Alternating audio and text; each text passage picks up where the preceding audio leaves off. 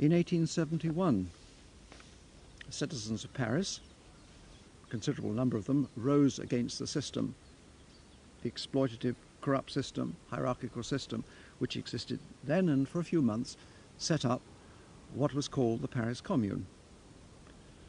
From March to May 1871.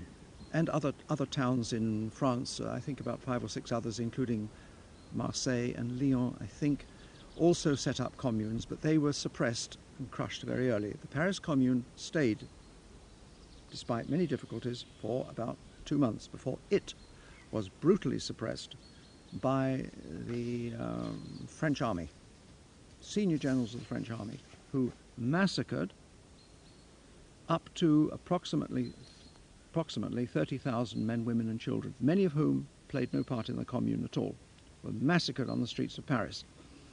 Some were sent into exile, some were sent into prison, most were killed on the spot. And that's history. But is it? How do we know? The mass media in France, very, very touchy to talk about the Paris Commune. Very rarely is there anything in the French media. Yes, there have been a number of films, maybe I suppose you could count, perhaps, I don't know, 20 or 30 documentaries, which will sound a lot, but actually small documentary films, short films shown maybe late at night and never broadly shown, never broadly diffused, never broadly discussed. The education system in France, to its eternal shame, I don't even think you can dignify it with the expression education system. It has occulted, as the French say, or marginalized the Paris Commune always, since 100 and whatever years. And you can find only a few lines in the French history books. So our relationship to history is a very tenuous one. We're sort of like on a cliff edge, you know, slipping but holding on with our fingers. Never more so than today.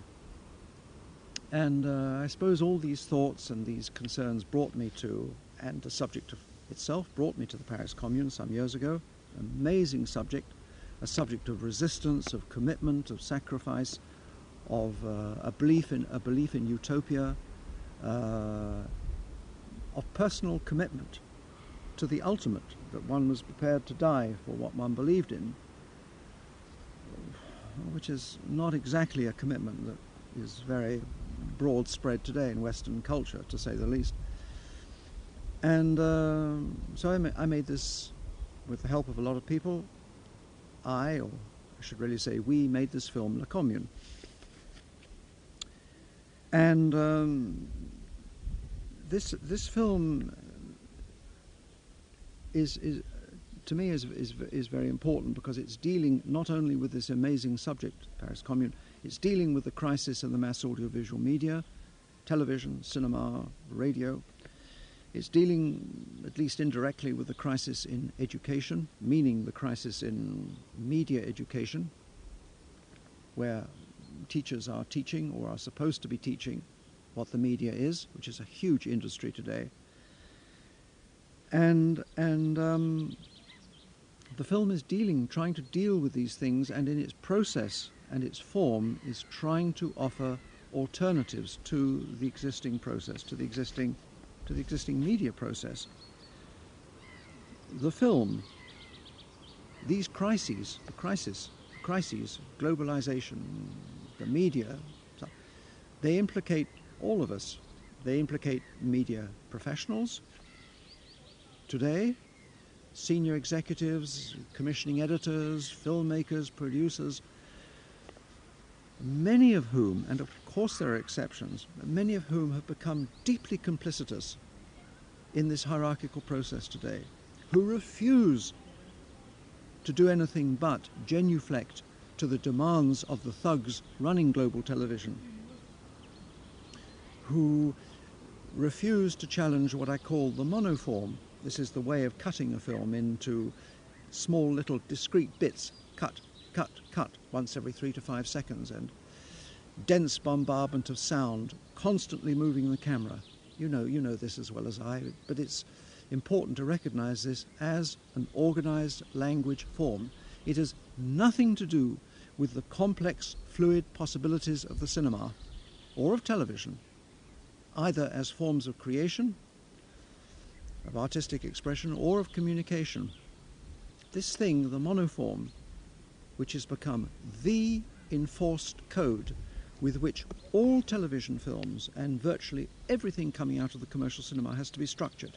Cut, move, jigger, jolt, cut, bing, bang, cut, cut, cut. You know how it's going, and the cuts are coming now faster and faster, and it's virtually like MTV and stuff. This also has nothing to do with communication. It doesn't allow the people watching, the spectator, to be a genuine participant. You're dragged along the monolinear narrative structure by this rapidly changing manipulative grid structure, the monoform, which is done deliberately because it means that we do not have time to think or to in any democratic way to enter the process, to challenge, to ask questions. This is done today deliberately. I think, as one of my friends here today pointed out, Lenin, his picture you may have seen of one of the images here, pointed out that the most important art form, or the most important art, is the art of the cinema. Mussolini, I think, said the most powerful art form is the cinema.